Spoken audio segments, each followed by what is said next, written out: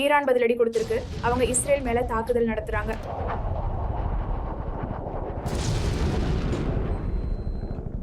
அப்புறம் அமெரிக்காவோட ராணுவ தளங்கள் மேலேயும் தாக்குதல் நடக்குது. இதனால நாடுகளுக்கு என்ன கிடைச்சிட்டு போகுது? இது வளங்களுக்கான போராட்டமா, இல்ல பாதுகாப்புக்கானதா, இல்ல அதிகாரத்துக்கானதா? இது அமெரிக்கா வெனிசுலா இடையிலான மோதலோ, இல்லை America Iran Pakistan Afghanistan Russia Ukraine இடையிலான மோதலோ கிடையாது. இல்லவே இல்லை. நம்ம தப்பான அடையாளங்களை பார்த்துக்கிட்டே இருக்கோம். இயற்கை வளங்கள்ங்கிறது ஒரு சாக்கு போக்கு தான். நிச்சயமாக அவங்க வளங்களுக்காக போரிடலை. அவங்க எதுக்காக போராடுறாங்கன்னா, உண்மை என்னென்னா, இப்போது ஈரானுக்கு என்ன நடந்துக்கிட்டு இருக்கோ அதை பார்க்குற உலகத்தில் இருக்கிற ஒவ்வொரு நாடும் அமெரிக்காவை தாக்கக்கூடிய அளவுக்கு தங்களுக்கு ஒரு ஐசிபிஎம் வேணும்னு சொல்லும். அப்போது அவங்க எண்ணெய்க்காக போராடுற மாதிரி தெரியும். ஆனால் உண்மையிலேயே அவங்க எண்ணெய்க்காக போராடலை. உலகத்தோட ஒவ்வொரு நாடும் அப்படி தான் யோசிக்குது. என்னோட நகரத்தை தாக்கக்கூடிய ஏவுகணை உங்ககிட்ட இல்லை, அதனால் நான் உன்னோட எல்லா நகரங்களையும் அழிப்பேன். சரி, ஒருத்தர் ஏவுகணையோ இல்லை குண்டையோ உருவாக்குறத உங்களால் தடுக்க முடியும். ஆனால் அவங்க அதை வெளியில் வாங்குறதை எப்படி தடுப்பீங்க? வடகொரியாவை நினச்சி பாருங்கள். அவங்களுக்கு அணுசக்தி எப்படி கிடைச்சது? உண்மையிலேயே அது அவங்களோட சொந்த தொழில்நுட்பமா, இல்லை யாரோ ஒருத்தர் அதை அவங்களுக்கு கொடுத்துருக்காங்க? இதற்கான பதில் ரொம்ப எளிமையானது, உலகத்துக்கு தேவையானது. நமஸ்தே ஆச்சாரியாஜி. நான் அமெரிக்காவில் வசிக்கிறேன். ரொம்ப காலமாக உங்களோட பேச்சை கேட்டுட்டு இருக்கேன். கடந்த காலங்களில் நீங்கள் என்னோட பல கேள்விகளுக்கு பதிலளிச்சிருக்கீங்க. அது என்னோட வாழ்க்கையை ரொம்பவே மேம்படுத்தி இருக்கு. அங்க இருக்கிற உயர்மட்ட அரசியல் மற்றும் மத தலைவர்கள்ல ஒருத்தரான அயதுல்லா அலிய படுகொலை செஞ்சாங்க. அவர் ஈரான்ல ஒரு முக்கியமான தலைவரா இருந்தவர். இப்போ ஈரான் பதிலடி கொடுக்குறும் விதமா இஸ்ரேல் மேலையும் கல்ஃப் பகுதிகளில் இருக்கிற அமெரிக்க இராணுவ தளங்கள் மேலேயும் தாக்குதல் நடத்திட்டு இருக்கிறாங்க. ஆப்கானிஸ்தான் பாகிஸ்தான் இடையில ஏற்கனவே இவ்வளவு பதற்றம் இருக்கிற ஒரு சூழல்ல தான் இதெல்லாம் நடக்குது. போன மாசம்தான் பாகிஸ்தான் பக்கத்து நாடான ஆப்கானிஸ்தான் மேல வான்வழி தாக்குதல் நடத்துச்சு.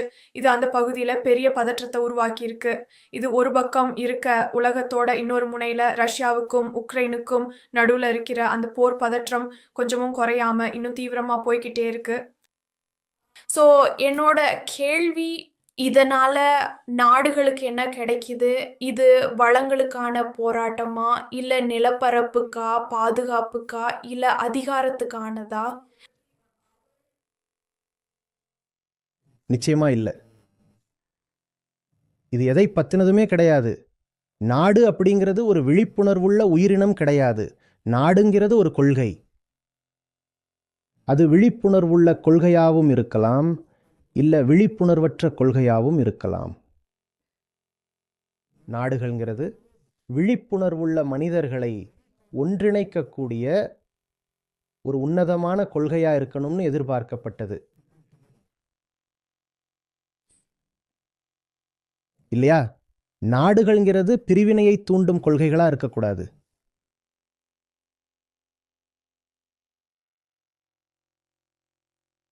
நல்லா ஞாபகம் வச்சுக்கோங்க, இந்த கொள்கையை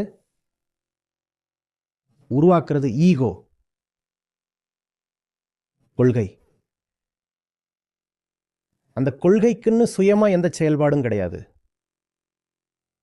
அந்த ஈகோ இருட்டிலேயே இருக்க விரும்புச்சுன்னா அது இருட்டிலேயே இருக்க துணை புரிகிற மாதிரியான ஒரு கொள்கையைத்தான் உருவாக்கும்.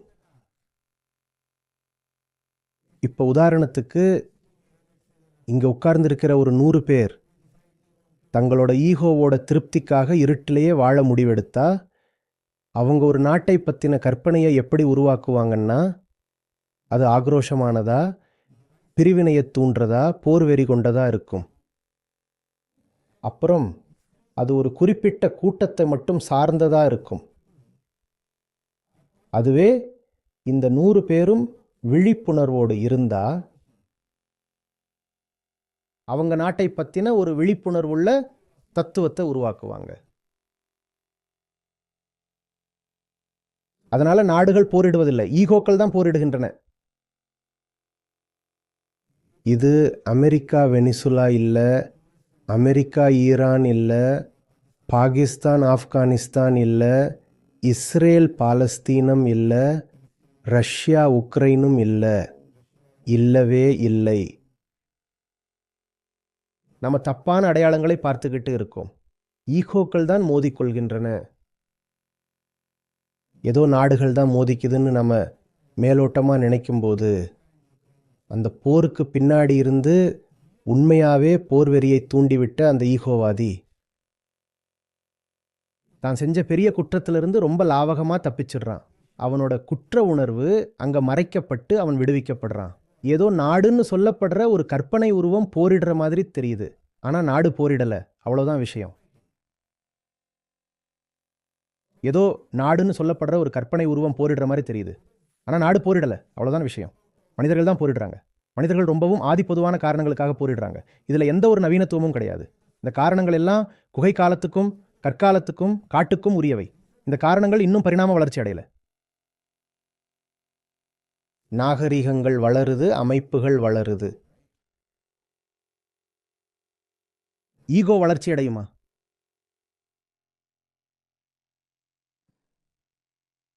அறிவியல் வளருது, புதுசா தொழில்நுட்பங்கள் வருது, உலகத்தோட நாகரிகங்களும் அமைப்புகளும் அசுர வேகத்தில் முன்னேறிக்கிட்டே இருக்கு. இதெல்லாம் சரி, ஆனால் மனுஷனோட அந்த ஈகோ அது என்னைக்குமே பரிணாம வளர்ச்சி அடைகிறதே இல்லை. குறைஞ்சபட்சம் நம்ம சொல்கிற இந்த 2000 வருஷமோ இல்லை 5000 வருஷமோ இந்த ஒரு குறுகிய கால அளவில் ஈகோ மாறவே இல்லை. அது அப்படியே தான் இருக்கு. உயிரியல் ரீதியாக மனுஷனோட ஈகோ பரிணாம வளர்ச்சி அடைகிறதுக்கு இந்த 5000 வருஷங்கிறது ரொம்பவும் குறைவான காலம். அதனால தான் அன்னைக்கு ஆரம்பகால மனுஷன் எந்த காரணத்துக்காக போரிட்டானோ அதே காரணத்துக்காக தான் இன்றைக்கும் நம்ம சண்டை போட்டுக்கிட்டே இருக்கோம். நீங்கள் என்ன சொன்னீங்க? இயற்கை வளங்களுக்காகவா? இல்லவே இல்லை. வளங்கள்ங்கிறது ஒரு சாக்குப்போக்கு தான். உண்மையில் அவங்க வளங்களுக்காக போராடலை, அவங்க தங்களோட அடையாளத்துக்காக போராடுறாங்க. அடையாளம், இது எப்படி அடையாளத்துக்கான போராட்டம்னு கேட்குறீங்களா? ஈகோ என்ன சொல்லுதுன்னா, இதை நீங்கள் ரொம்ப ஆழமாக புரிஞ்சுக்கணும். ஈகோ சொல்லுது, நான் முழுமையற்றவன், நான் அரைகுறையாக இருக்கேன், நான் முழுமையற்றவன். அப்போது நான் முழுமை அடையிறதுக்கு எனக்கு என்ன வேணும்? ஏகப்பட்ட பொருட்கள் வேணும், எக்கச்சக்கமான ஆற்றல், எனர்ஜி வேணும். ஏன்னா அந்த ஆற்றல் இருந்தால் தான் என்னால் இன்னும் நிறைய பொருட்களை சேர்த்துக்க முடியும். அதனால தான் நான் அந்த எண்ணெய்க்காக போரிட வேண்டியிருக்கு. அது ஈராக்காக இருந்தாலும் சரி, ஈரானாக இருந்தாலும் சரி, குவைத்தோ இல்லை வெனிசுலாவோ, ஆற்றலுக்கான இந்த மோதலை நீங்கள் கவனித்து பார்த்தா இந்த எனர்ஜிங்கிறது எதோட சம்மந்தப்பட்டது? ஈகோ தன்னை அடிப்படையிலேயே ஒரு அரைகுறையாவோ அல்லது முழுமையற்றதாவோ தான் பார்க்குது. அதனால தான் அந்த பொருட்களை தேடி அது ஓடிக்கிட்டே இருக்குது. அந்த சப்ஜெக்ட் என்ன சொல்லுதுன்னா, நான் முழுமையற்றவன், என்னை நானே நிரப்பிக்கிறதுக்கு எனக்கு இன்னும் நிறைய பொருட்கள் வேணும் அப்படின்னு சொல்லுது. இதனால் பார்க்குறதுக்கு அவங்க எண்ணெய்க்காக போராடுற மாதிரி தெரியும். ஆனால் நிஜத்தில் அவங்க அந்த எண்ணெய்க்காக போராடலை. அவங்க தங்களோட அடையாளத்துக்காகத்தான் போராடுறாங்க. இது உங்களுக்கு புரியுதா? அப்படி இல்லைன்னா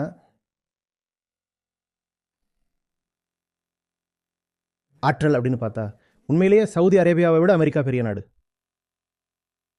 அவங்க ஆற்றலுக்காக யாரையும் தாக்க வேண்டிய அவசியமே இல்லை.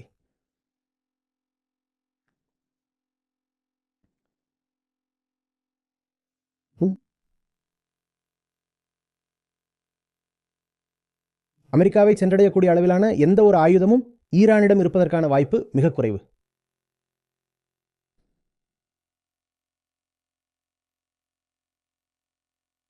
அநேகமாக ஏதோ ஒரு விதமான ரகசிய ஒப்பந்தம் அல்லது பேரம் அங்கே உருவாகிட்டு இருந்திருக்கலாம். அங்கே ஓமன் நாட்டோட மத்தியஸ்தத்தில் என்ன பேசப்பட்டுச்சுன்னா, ஈரான் அணுசக்திக்கு தேவையான அந்த எரிபொருளை தயாரிக்கலாம், ஆனால் அதை சேமித்து வைக்கக்கூடாது. ஏன்னா அதை சேமித்து வைக்க முடியலன்னா அவங்களால அதை ஒரு காலமும் ஆயுதமாக மாற்றவே முடியாது.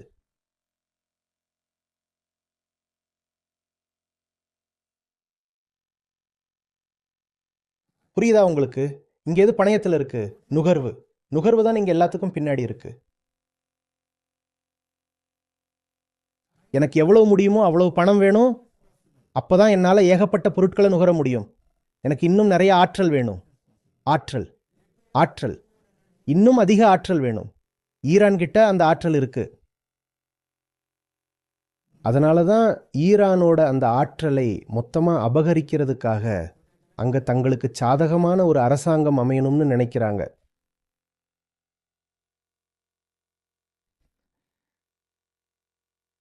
அப்படி இல்லைன்னா ஒருத்தருக்கு எதுக்காக எனர்ஜி தேவைப்படுது? கொஞ்சம் சொல்லுங்களேன். எந்த கணக்குப்படி பார்த்தாலும் அமெரிக்காவோட தனிநபர் ஆற்றல் நுகர்வு உலகில் மிக உயர்ந்தவற்றில் ஒன்றாகும். உங்களுக்கு எதுக்கு இன்னும் அதிகமான ஆற்றல் தேவைப்படுது? சரி, அப்படியே உங்களுக்கு தேவைப்பட்டாலும் உங்களோட சொந்த நாட்டிலேயே ஏற்கனவே எக்கச்சக்கமான ஆற்றல் கையிருப்பு இருக்கே, ஆனால் அது உங்களுக்கு பத்தாது. ஏன்? இந்த முழு உலகத்தோட ஆற்றல் வளத்தையும் உங்ககிட்ட கொடுத்தா கூட அது உங்களுக்கு பத்தாது. ஏன்னா ஈகோன்னு சொல்லப்படுற அந்த முழுமையற்ற தன்மையை எதை வச்சும் உண்மையாகவே சரி பண்ணிட முடியாது. இந்த முழு பிரபஞ்சத்தையுமே அதுக்குள்ள தீனியா போட்டா கூட அந்த ஈகோ என்னமோ அப்படியே ஒரு வெற்று பள்ளமா தான் இருக்கும்.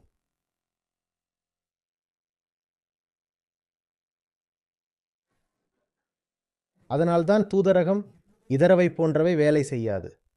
உங்களுக்கு தூதரகம் தேவையில்லை, அறிவு தேவை. அதனால்தான் எந்த ஒரு ஒப்பந்தத்தாலையும் இந்த பிரச்சனைக்கு ஒரு நிரந்தர தீர்வை தர முடியாது. அதனால்தான் இந்த வெளியுறவுத்துறை அமைச்சர்கள், அரசு அதிகாரிகள், மத்தியஸ்தர்கள், தூதர்கள் மற்றும் தூதரகங்கள் இவங்க எல்லாரும் பண்ற முயற்சிகளும் தோற்று போகுது. அவங்க எல்லாம் வெறும் பொழுதுபோக்கு தான். அவங்களால ஒரு காலமும் போர்களை நிறுத்த முடியாது.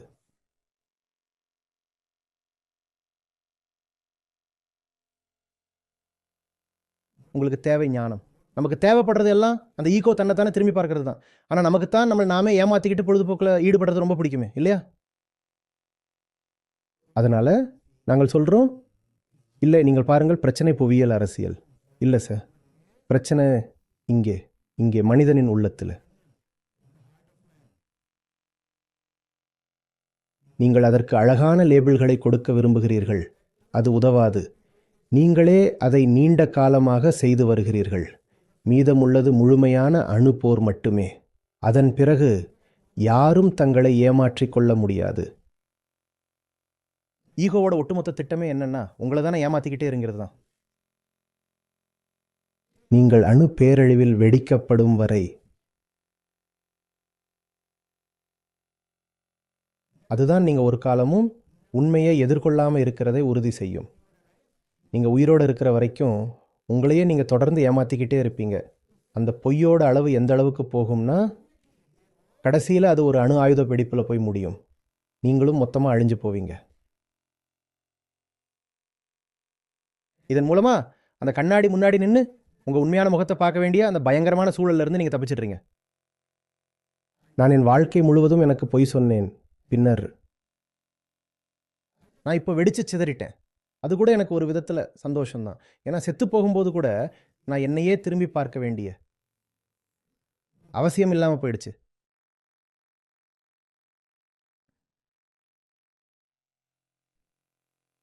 இந்த உலக தலைவர்களை நீங்கள் அவர்களை அழகான பெயர்கள் மற்றும் பட்டங்களால் மகிழ்விக்கிறீர்கள். அவர்கள் குழந்தைகள், அவர்கள் குழந்தைகள். அவங்கெல்லாம் தகுதியான பிரதிநிதிகள் கூட கிடையாது. விழிப்புணர்வு நிலை அப்படின்னு வந்துட்டா, உண்மையை சொல்லப்போனா அவங்கள பல பேர் அவங்கள தேர்ந்தெடுத்த மக்களோட சராசரி விழிப்புணர்வு நிலையை விடவும் ரொம்ப கீழே தான் இருக்காங்க. சராசரி அமெரிக்கர் அவ்வளவு முட்டாள்தனமாக இருப்பதாக நான் நம்பவில்லை.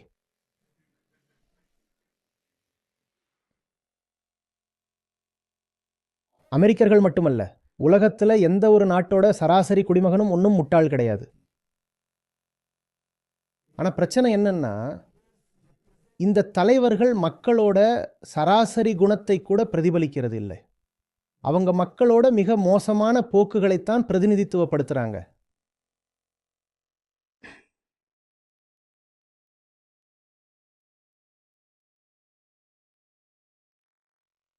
ஈகோ, அதுதான் ஒரு அடிப்படை தவறு. ஒரு மனுஷன்னா யாரு அப்படிங்கிறத புரிஞ்சுக்காம இருக்கிற அந்த அடிப்படை அறியாமை தான் இதுக்கெல்லாம் காரணம்.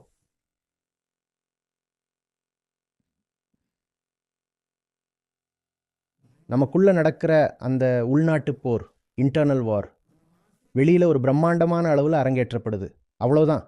இதை தாண்டி இதில் சொல்றதுக்கு வேற எதுவுமே இல்லை.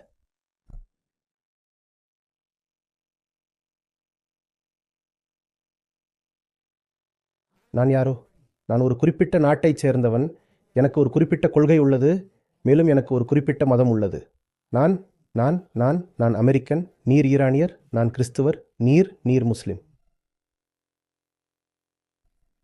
அல்லது நான் யூதர், அல்லது ஏதோ ஒன்று, அல்லது நான் இந்து, ஏதோ ஒன்று. மற்றவர் இல்லையெனில் நான் என்னை எவ்வாறு தாங்கிக் கொள்வது? அதனால தான் இங்கே மற்றவங்க தேவைப்படுறாங்க. ஈகோவால் ஒரு இரட்டைத்தன்மை, டியூவாலிட்டி இருந்தால் மட்டும்தான் இயங்க முடியும். அந்த இரட்டைத்தன்மையை நீக்கிட்டா ஈகோ காணாமல் போயிடும். அதனால தான் இங்கே பிரிவினைகளும் எல்லை கோடுகளும் அவசியமாக இருக்குது. எல்லைகள் இல்லைன்னா ஈகோவால் எதையுமே உருவாக்க முடியாது. எல்லைன்னா என்ன? அதுதான் இரட்டைத்தன்மை, டியூவாலிட்டி. இந்த பக்கம் ஒன்று, அதுக்கு எதிராக அந்த பக்கம் ஒன்று. இப்போ ரெண்டு பக்கமும் கொண்டாடுறாங்க. நாம் வேற அவங்க வேற அப்படிங்கிற அந்த பிரிவினையிலேயே ரெண்டு பக்கமும் மூழ்கி திளைக்கிறாங்க. அந்த பிரிவினைங்கிறதே ஒரு இயற்கைக்கு மாறான விஷயம்.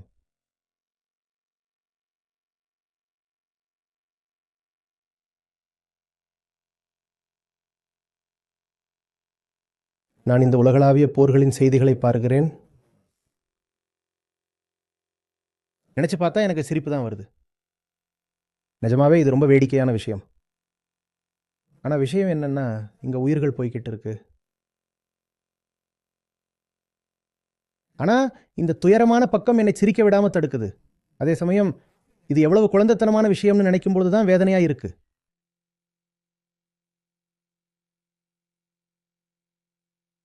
உங்களுக்கு புரியுதா? இந்த பிரம்மாண்டமான கதைகளை நம்பி ஏமாந்துடாதீங்க. சீனா அதை செஞ்சுச்சு, ஜெர்மனி இதை செஞ்சுச்சு, அந்த பேரரசு இப்படி பண்ணுச்சு. என்ன பேரரசு? எங்கே இருக்கு அந்த பேரரசு? அதை காட்டுங்க எனக்கு. நீங்கள் ஒரு மனுஷனை பற்றி, ஒரு மனுஷனோட ஈகோவை பற்றி பேசிட்டு இருக்கீங்க. அதை ஏன் போட்டு உடைச்சு நேரடியாக சொல்ல மாட்டேங்கிறீங்க? ஏன் இந்த அருவமான வார்த்தைகளுக்கு பின்னாடி ஒளிஞ்சுக்கிறீங்க? புவியியல், அரசியல், தூதரகம், இவைகளில் உங்கள் நம்பிக்கைகளை வைக்காதீர்கள். இவை வெற்றி பெறாது.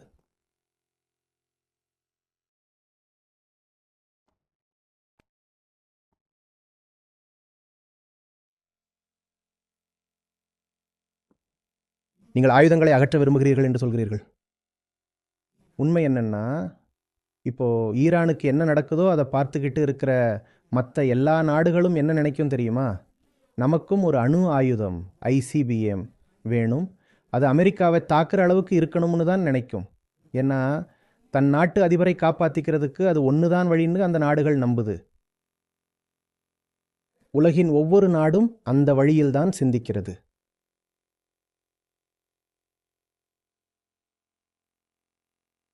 ஏனெனில் காட்டப்படுவது வலிமையின் ஆட்சி.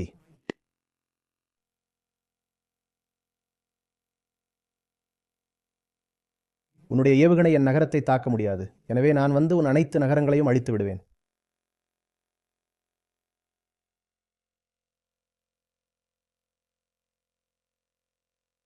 உங்களோட குற்ற உணர்வே உங்ககிட்ட ஒரு அணு ஆயுதம் தாங்கிய ஏவுகணை இல்லைங்கிறது தான். அதுவே உங்கள் குற்றம். அதனால தான் இன்னைக்கு உலகத்தோட பல தலைநகரங்களில் இருக்கிற அந்த சிந்தனை குழுக்கள் இப்படித்தான் யோசிக்கிறாங்க. நாமளும் எப்படி ஒரு அணு ஏவுகணையை வாங்கிறது அப்படிங்கிறது தான் அவங்களோட ஒரே குறியா இருக்கு. ஏன்னா இல்லையெனில் நாமும் பாதுகாப்பற்றவர்களாக இருக்கிறோம். இதுவே எதிர்ப்புறத்தின் அகங்காரம் இப்போது நினைக்கும் விதமாக இருக்கும். நீங்கள் ஈரானை ஆயுதமற்றதாக்க முயற்சிக்கிறீர்களா? இல்லை. இப்போது அனைத்து நாடுகளும் தங்களை முழுமையாக ஆயுதப்படுத்த விரும்பும்.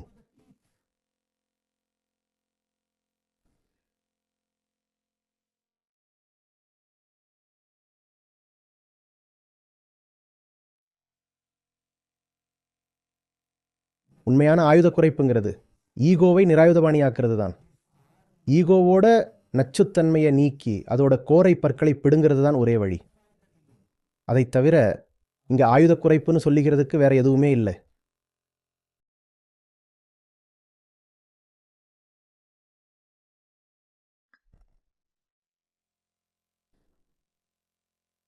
சரி, நீங்கள் ஒருவரை ஏவுகணை மற்றும் குண்டு உருவாக்குவதிலிருந்து தடுக்கலாம். நீங்கள் அவர்களை ஏவுகணை மற்றும் குண்டு உருவாக்குவதிலிருந்து தடுக்கலாம். அவர்கள் ஒன்றை வாங்குவதிலிருந்து எப்படி தடுக்க முடியும்?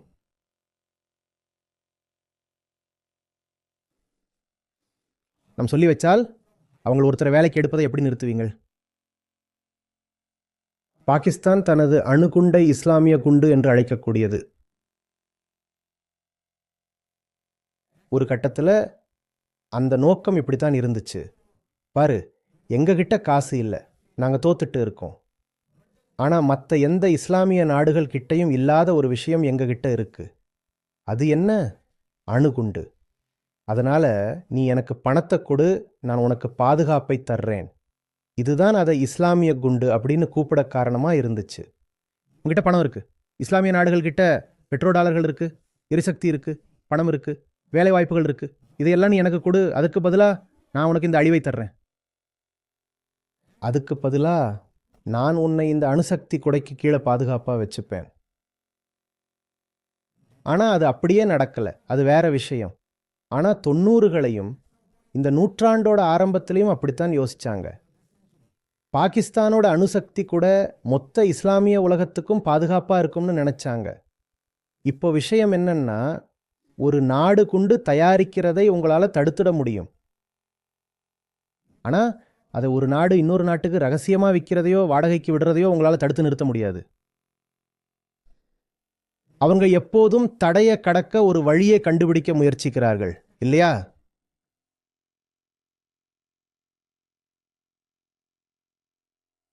அதனால் இந்த எல்லா கட்டாய முறைகளும் வெற்றி பெறப்போவதில்லை. நமக்கான அழிவை நோக்கி நம்மையே வேகமாக தள்ளிக்கிட்டு இருக்கோம்.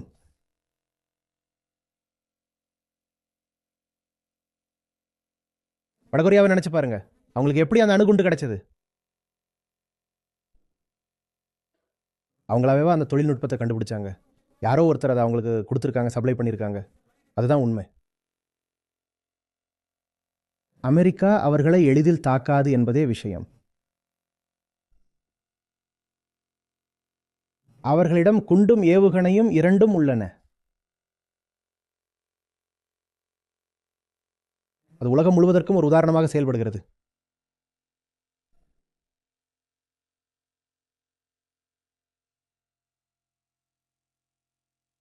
ஈகோ அதிகாரத்தில் வர்த்தகம் செய்கிறது.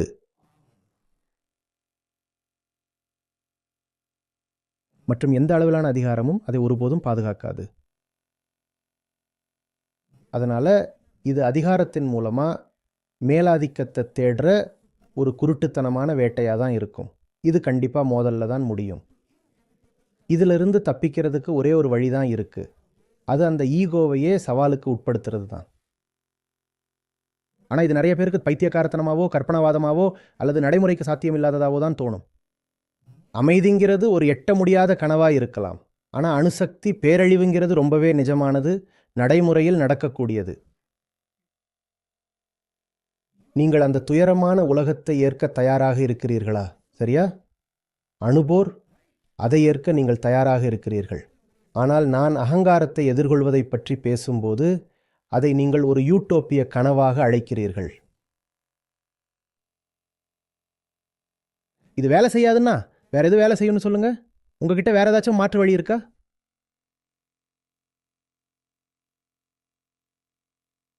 பதில் மிகவும் எளிது. உலகத்திற்கு கல்வி தேவை. இந்த ஆட்கள் போதுமான அளவு கல்வி அறிவு இல்லாதவங்க. நான் தலைவர்களை மட்டும் சொல்லலை, ஒட்டுமொத்த மக்களையும் சேர்த்து தான் சொல்றேன்.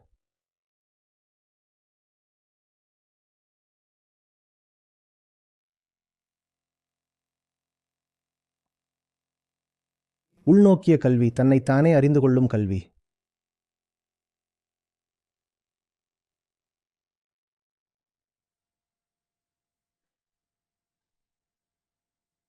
என்னை மன்னியுங்கள் ஆச்சாரியாஜி, உங்கள் பேச்சை இடையில் குறுக்கிடுகிறேன். நீங்கள் இப்போது இதை சொன்னதால் என் நினைவுக்கு இது வந்தது. காசா தாக்குதல்கள் போன்ற சம்பவங்களில் ஏராளமான அப்பாவி பொதுமக்கள் கொல்லப்படுவதை பற்றி கேள்விப்படும் போது, குறிப்பாக நான் வசிக்கிற இடத்திற்கு தென்பகுதியில் மிக அருகில் இது போன்ற மரணங்கள் நிகழும்போது, நீங்கள் சொன்ன அந்த ஈகோவை நச்சுத்தன்மையற்றதாக மாற்றுவது என்பதை பற்றி தான் நான் யோசித்துக் கொண்டிருந்தேன். உண்மையில சொல்ல போனா, நான் இதுக்கு அப்படியே நேர்மாறான ஒரு விஷயத்தை தான் பார்க்கிறேன்.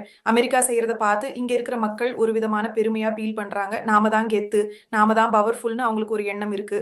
இதெல்லாம் அமெரிக்காவுக்கு வெளியே தானே நடக்குது, நமக்கு என்ன அப்படின்னு ரொம்ப அசால்ட்டா இருக்கிறாங்க.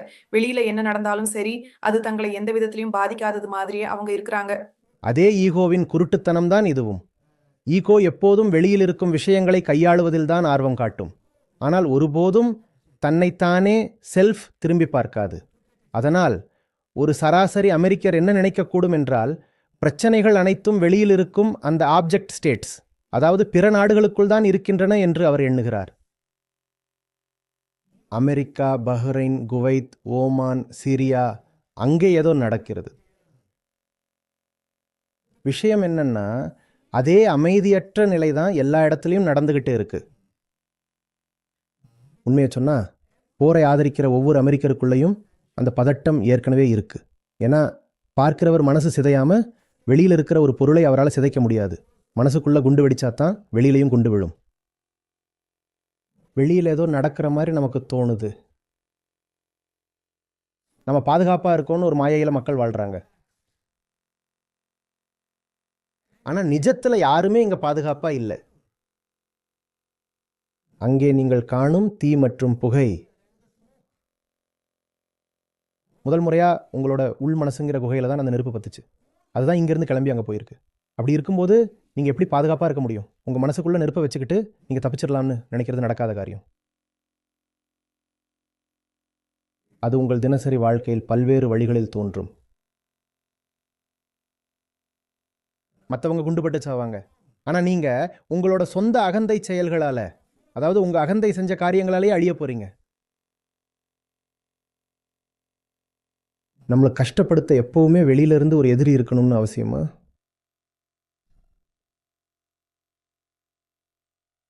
ஒருவருக்கு எப்போதும் வெளிப்புற எதிரி தேவைப்படுகிறதா? அப்போ அங்க இருக்கிற மக்கள் சாவறதுக்கு காரணம் வெளியில இருக்கிற எதிரி அவங்க மேல குண்டு போட்டது தான். நீங்க உயிர் வாழ்வீங்க, ஆனா ஒரு நிம்மதி இல்லாம சித்திரவதை அனுபவிச்சுக்கிட்டே வாழ்வீங்க. ஏன்னா உங்களுக்குள்ள நீங்களே குண்டு போட்டுக்கிறீங்க. உங்களையே நீங்க உள்ள இருந்து அழிச்சுக்கிட்டு இருக்கீங்க.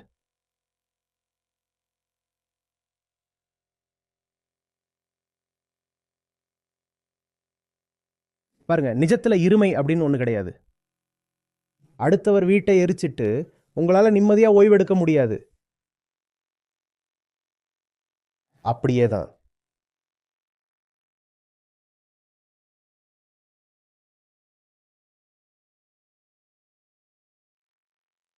அது பொருத்தமாக இருக்கிறது, ஏனெனில் மனசோர்வு மற்றும் கவலை விகிதங்கள். நிச்சயமா அது வெளிப்படையான விஷயம். ஆனா உலகம் முழுக்க அமெரிக்கா செஞ்ச தப்புங்களுக்கும் இங்க நடக்கிறதுக்கும் ஒரு தொடர்பு இருக்குன்னு சொன்னா அதுல ஒரு காமன் சென்ஸ் இருக்கிற மாதிரி யாருக்கும் தெரியாது. இப்போ யூஎஸ்ல ஒரு எபிடமிக் மாதிரி இந்த மனநலக் கோளாறுகள் பெருகிட்டு இருக்குன்னு வைப்போம். கடந்த சில 10 ஆண்டுகளா உலகத்துல அமெரிக்கா செஞ்ச காரியங்களோட விளைவுதான் இதுன்னு சொன்னா அது யாருக்கும் இயல்பா புரியுற விஷயமா இருக்காது, இல்லையா?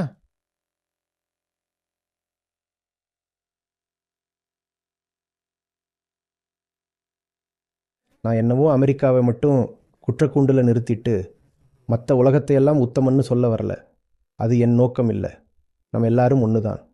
உண்மையை சொல்லப்போனால் இந்த உலகம் முழுசும் அந்த அமெரிக்க கனவை தான் வளர்த்துக்கிட்டு இருக்கு. இந்த உலகமே அமெரிக்காவை மாதிரி ஆகணும்னு தான் கனவு காணுது.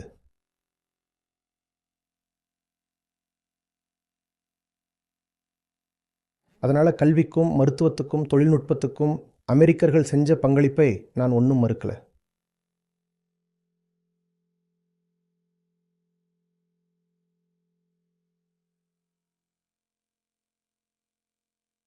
ஆனால் ஈகோ வரும்போது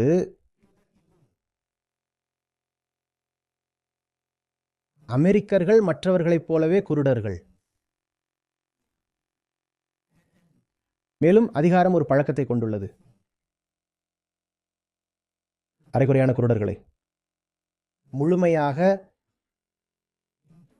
குருடர்களாக மாற்ற.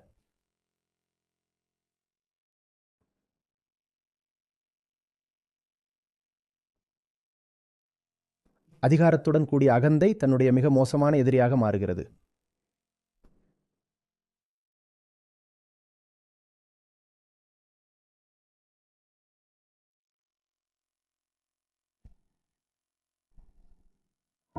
என் பேர் சலோனி. நான் அமெரிக்காவில் வசிக்கிறேன். நான் ஆச்சாரியஜியிடம் பவர்ஸ் கல்விகளை தொடர்ந்து கேட்குறேன். இன்னைக்கு கூட அவர் எனக்கு நீண்ட காலமாக இருந்த கேள்விக்கு பதில் சொல்லினார். இன்னைக்கு இந்த செஷன்ல இருந்து நான் கற்றுக்கிட்ட ஒரு முக்கியமான விஷயம் என்னன்னா, இந்த ஈகோ எப்போவுமே கற்பனையில் தான் வாழுது. அது எனக்கு ரொம்பவே சென்ஸ் ஆச்சு. ஏன்னா தினசரி வாழ்க்கையில் அதை நான் பார்க்குறேன். நம்மள பல பேருக்கு என்னையும் சேர்த்து தான் சொல்கிறேன், உண்மைகளோடு நேரடியாக முட்டிக்கிறதுக்கு விருப்பமே இல்லை. ஏன்னா சில நேரங்களில் உண்மைகள் ரொம்பவே சுளீர்னு மனசை பாதிக்கிற மாதிரி இருக்குது. அப்புறம் நம்ம அனுபவிக்கிற பெரும்பாலான துயரங்களுக்கு காரணம் நிஜம் கிடையாது, உண்மைகளை நேரடியாக எதிர்கொள்ளாதது தான் அதுக்கு காரணம். இது அப்படியே என்னோட சொந்த அனுபவத்தோட ஒப்பிட்டு பார்த்தா ஆச்சாரியாஜி கிட்ட நான் கேட்ட கேள்வியை பற்றி கண்டிப்பாக உங்களில் சில பேர் ஏற்கனவே கேட்டிருப்பீங்கன்னு நினைக்கிறேன். அப்புறம் அவர் ஒன்று சொன்னார், அதாவது இந்த யூஎஸ் வெளி உலகத்துக்கு என்னெல்லாம் பண்ணிக்கிட்டு இருக்கோ அதெல்லாம் உள்ளுக்குள்ளேயும் ஒரு நெருப்பை உண்டாக்கிக்கிட்டு இருக்குன்னு. அதை இங்கே இருக்கிற என்னோட நண்பர்கள்கிட்டையும் எனக்கு தெரிஞ்ச மற்றவங்க கிட்டையும் நான் நேரடியாகவே பார்க்குறேன். அப்புறம் அவங்களுக்குள்ள பயங்கரமான பதட்டம் இருக்குது. அதிலிருந்து தப்பிக்கிறதுக்காக போர்டு கேம்ஸ், வீடியோ கேம்ஸ்னு தங்களை திசை திருப்பிக்க முயற்சி பண்ணுறாங்க.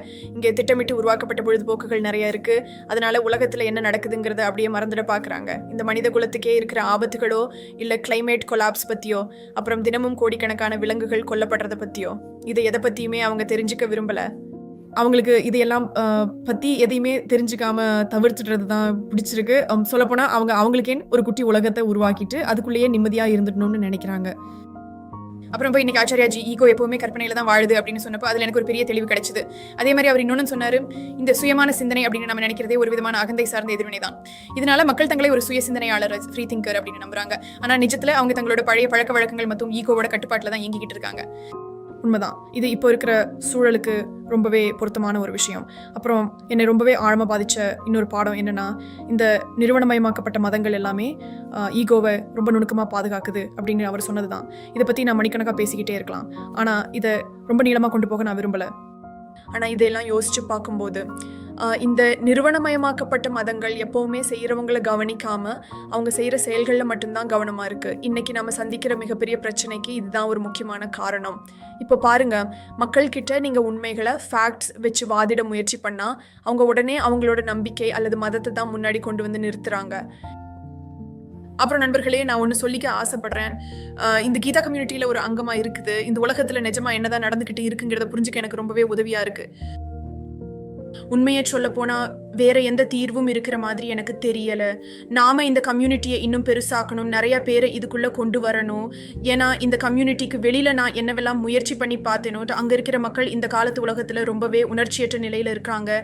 அதனால ஆச்சாரியாஜியை தவிர வேற யாராலையும் இந்த உலகத்தை நிஜமாக காப்பாற்ற முடியும்னோ இல்லை மக்களை திரும்பவும் நிஜத்துக்கு கொண்டு வர முடியும்னோ எனக்கு தோணல. உண்மையாக சொல்ல போனால் இதை எந்த அளவுக்கு அழுத்தி சொல்லணும்னு எனக்கு தெரியலை. ஆனால் நாம் இன்னும் நிறைய பேரை இந்த கம்யூனிட்டிக்குள்ளே கொண்டு வரணும். ஆச்சாரியாஜியோட போதனைகளோடு அவங்கள இணைக்கணும். இன்றைக்கி நான் சொல்ல விரும்புகிறது இவ்வளோதான். ரொம்ப நன்றி.